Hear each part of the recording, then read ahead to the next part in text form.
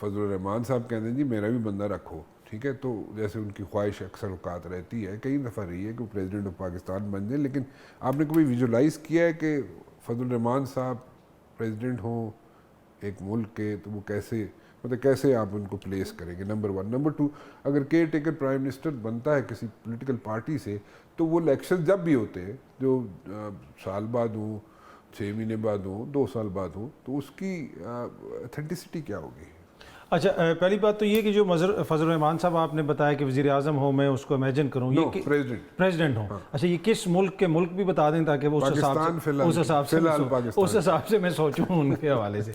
अभी मैंने सोचा है तो मुझे तो बड़े अच्छे लग रहे हैं। अगर वो प्रेसिडेंट बने पाकिस्तान के, देखिए बड़ी सियासी जमात है, उसके वो लीडर हैं, अगर उनके पास इतना मैंडेट है, आइन और कानून उनको इजाज़त देता है, वो ज़रूर बने, उसमें तो कोई का बात नहीं है।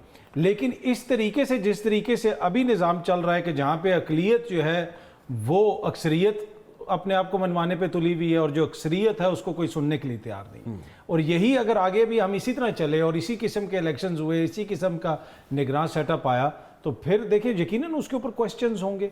लेकिन देखिए दो चीज़ें इसमें बड़ी इंपॉर्टेंट हैं, एक तो ये कि इलेक्शंस की लेजिटिमेसी, और दूसरा जो उससे भी ज़्यादा इंपॉर्टेंट चीज़ है कि ओवरऑल पाकिस्तान के निज़ाम और मईशत, ये वो सारी चीज़ें हैं कि इनके लिए भी आपको सोचना पड़ेगा कि हम किस तरह चला रहे हैं।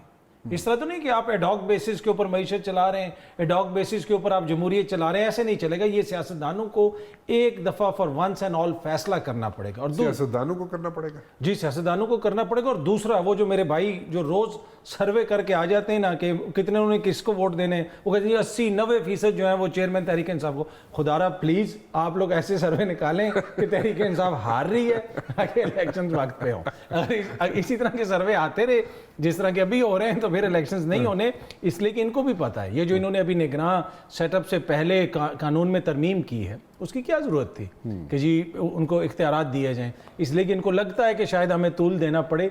लेकिन end of the day Rana साहब देखें, जिस तरह आपने कहा सियासतदान करेंगे, हमें इन्हीं से तवक्को है, हम इन्हीं पे तनकीद करते हैं और हम इन्हीं को वोट देते हैं।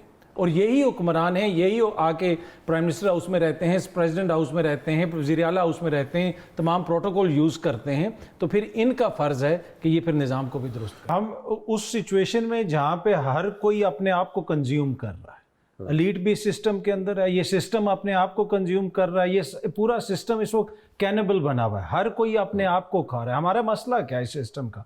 कुछ चीज़ें इनहेरेंटली रॉन्ग है। आपने कंपनियों के नाम लिए, बड़ी बड़ी कंपनियां हैं, यहाँ पे अक्सर हमें कोई खबर आती है कि जी हमारे मुल्क के फलाने बंदे ने वो यूरोप की फलानी कंपनी के अंदर जनाब वो चीफ एग्जीक्यूटिव लग गए, या वो उसमें बड़ी, उस पर हम बगलें बजाते हैं। लेकिन कभी हमने सोचा है कि क्यों, क्या आखिर क्या वजह है कि चाहे आप हमारा हमसाया मुल्क ले लें, वो आपको बताएंगे जी गूगल का चीफ एग्जीक्यूटिव हमारा है, ट्विटर का चीफ एग्जीक्यूटिव हमारा है, लेकिन उनके मुल्क में, हमारे मुल्क में, हमारे खित्ते में वो जहन क्यों नहीं पैदा हो रहे कि वो कंपनियां बना, उन कंपनियों में नौकरी करने को इतनी बड़ी कामयाबी करार देते हैं, लेकिन वो कंपनियां क्यों नहीं बनाते? उसकी वजह क्या है? हम लोगों का जो सिस्टम है, ये जो एनओसी कल्चर है, ये हमारे जहन को एक सतह से ऊपर जाने ही नहीं देता। यहाँ पे दबाया जाता है हर चीज़ में, आपको क्वेश्चन नहीं करने दिया जाता, यहाँ पे छोटे दिमाग को प्रेफर किया जाता है। पूरा सिस्टम ऐसा बन गया ना, आप स्कूल में जाते हैं, कॉलेज में जाते हैं, जी ये एनओसी ले आए, ये कर दें।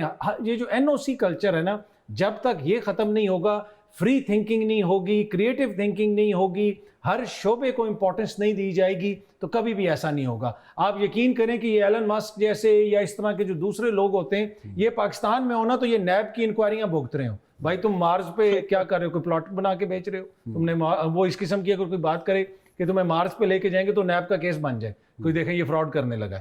तो ये हम इस सिस्टम के अंदर सब जकड़े में, सबको सोचने की जरूरत है कि ये एनओसी कल्चर खत्म करें और नौजवानों को और जो ये कौम है उसको सोचने का मौका दें। आप यूनिवर्सिटी, मेरा जो है इससे तदरीस से, जिसे आप कहते हैं कि शोबे से भी ताल्लुक़ रहा, मैं यूनिवर्सिटी लेवल तक पढ़ाता रहा।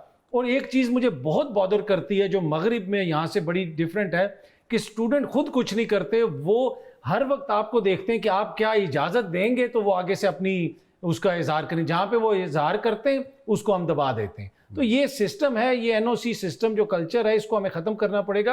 और ये किसी एक शोबे तक नहीं है, जब मैं एनओसी कहता हूँ उसमें आपका हर शोबा, हर चीज़ आ जाती है। तो ये ओवरऑल जो थिंकिंग है उसको बदलने की जरूरत है। तो वो ओवरऑल भी तो फिर लॉन्ग टर्म स्ट्रेटजी होगी ना सो लॉन्ग टर्म स्ट्रेटजी में ये चीज़ें लेके आपको आगे चलनी पड़ेंगी। अभी हम शॉर्ट टर्म अगर बात करें, शॉर्ट टर्म स्ट्रेटजी की हम बात करें तो शॉर्ट टर्म स्ट्रेटजी को हम कैसे लेके चल सकते हैं?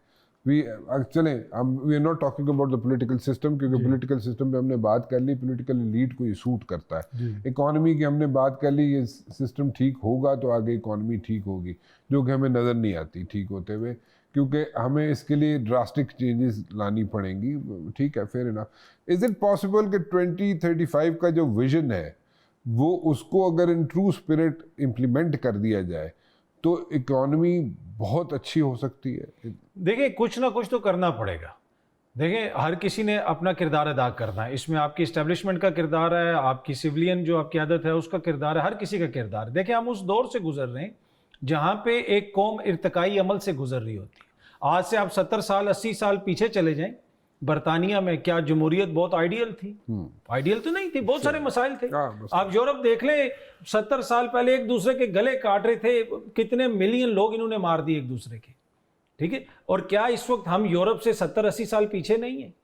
तो हमें बहुत सारी चीजें उन चीजों पे करनी पड़ेंगी, उन फुटिंग पे करनी पड़ेंगी जहां पे हमें अगर मईशत जो है या 2-3 ऐसी चीजें उनको सामने रख के एक फोकस वैसे गल हुई है कि उससे मईशत भी ठीक करने से जो एनओसी कल्चर है उसनु जनाब बिल्कुल वो देखिए ना, अब ये जो आपकी फैसिलिटेशन 100 के करीब तो एनओसी चाहिए ने, ये जो अभी काउंसिल बनी है जिसमें अस्करी क़यादत का बड़ा इंपॉर्टेंट किरदार है, वो क्या है? वो यही कह रहे हैं कि हम आसान बनाएंगे चीजें, जिंदगी आसान कर देंगे, इन्वेस्टर के चलने ही नहीं देती कोई चीज।